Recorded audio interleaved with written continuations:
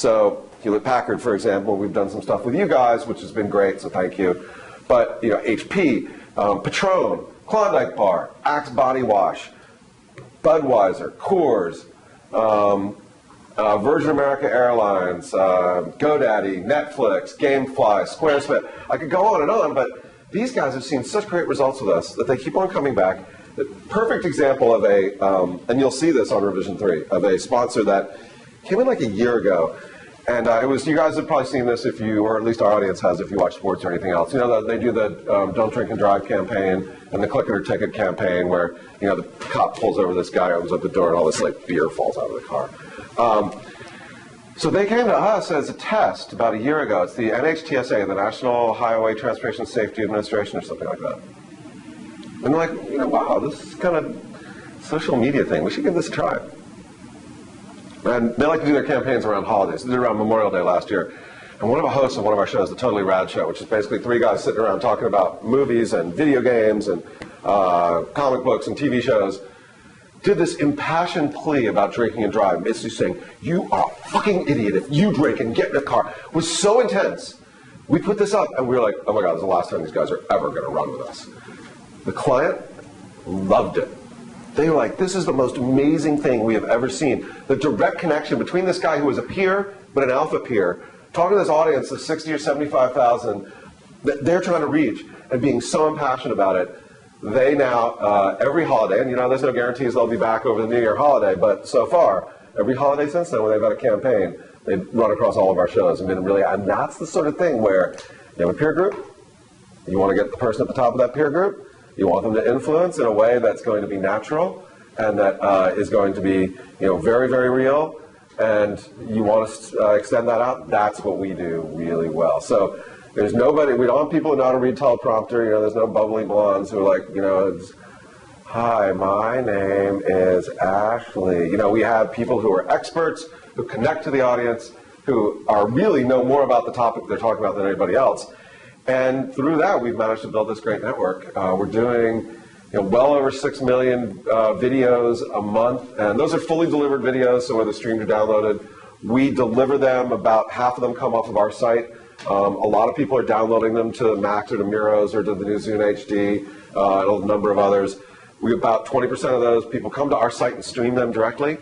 And the other 30% go through distribution partners, whether it's YouTube or Blip or Vidler or TiVo. And we're also, just the last thing I'll say, like I said, I can talk for an hour.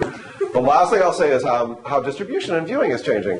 So when we got started, it was all about the iPod and iTunes suddenly allowed you to download video, and that was great. But it's changed over time. The internet is fast enough, the codecs are good enough, that you can stream in HD and have a really good experience. We are also now beginning to see more and more people. And we were like a year ago, we were like 13% of the people would watch on a big screen TV in their living room, or 10%. And it's because we had a lot of geeks and they knew how to do it. Well, it's getting easier and easier. I don't know, how many of you have a Roku box for Netflix? Okay, you should all buy one, it's amazing. But it's so drop dead simple. And we haven't announced this to anybody, but there will be a lot of third-party channels on Roku coming this fall. You can imagine that we were talking to them. So, I brought it up. But we've got to deal with Vizio. We'll be in all the Vizio TVs that start shipping this fall. We will be working with the Intel Yahoo widgets. Working on Xbox. I can't pick the winner, but I know more and more people will want to sit back and watch 24 and Lost and Hulu and Revision 3. So we're already on TiVo. Now, there's only 800,000 of these Series 3 connected TiVo boxes out there. We are number 2 or number 3 as an independent content provider on TiVo, and we've been there for 6 or 8 months where people just create season passes at Dignation or Texzilla or HD Nation, and just go, boop, boop, boop, oh yeah, the new Texzilla, boop, and watch it. So I think we're going to see a lot more of that over time too. So really, we went from all downloading to 50-50 download and stream to computers mostly and to handhelds and phones. I think we're going to see more and more streaming to the big screen for a lot of the stuff that we do. And our HD looks beautiful, so it looks great. And so I think the user behavior is shifting again. It's not going to have 100%, but we really believe that in this world, it's anywhere, anytime, any device, any service. The viewer is in control, and they should be able to do whatever they want. So no DRM, no money. It's like it's all about them. And as long as you focus on them and you're authentic, that's kind of that conversation, all that other stuff. But it's all true. You do that, you should be successful. So that's what we do. Cool. I had a question. If you want to open up the questions. So when you talked about demonstrating lift, can you talk about metrics in terms of like CPMs and how clients are coming to you and saying they might be used to a certain model of metrics that you don't think equates online? How do you demonstrate ROI? Sure. So a couple of different ways. I mean, there's, first of all, when I talk to people, so the marketing funnel is not dead. I mean, you're familiar with that. You know, at the top, it's reach. You just want people to be aware of you. At the bottom, it's like, buy my product now because you're in a buying mood. But in the middle, there's this vast sea of getting people comfortable with your brand or service, letting them explore it more and get to know what's there. What I tell people is if they're really just looking for reach and frequency because they want everybody in the world to know that there's a new super version of Tide, that's a great place for television or banners at the top of Yahoo or things like that. If you're at the point where I want to incent people to click to buy this computer today, you know, Google clicks are really good. Paid search is really good for that. But in that middle world of, you know, getting to, like, I already know that Michelob is a beer. I'm not ready to buy Michelob. But there's a middle ground there where Michelob really needs to get its target audience to understand that not only has Michelob changed, but it's got this new craft beer sampler pack. And the IPA is pretty good, and the stout is pretty good, and the amber is pretty good, and that you can go out and buy it and try it. And if you like beer, maybe you should do that. You can't do that by just running a banner on Yahoo. You can't do that by just running a 30-second ad in the Super Bowl. You can get a little bit of it across, but you're not going to get that depth of experience. What internet video does, and by the way, other media do this as well, print does it really well, but nobody reads anymore in our target, is provide that depth of experience where somebody that you trust can talk about a product or service, can really interact with it, and can really convey a sense of why you should do the same thing.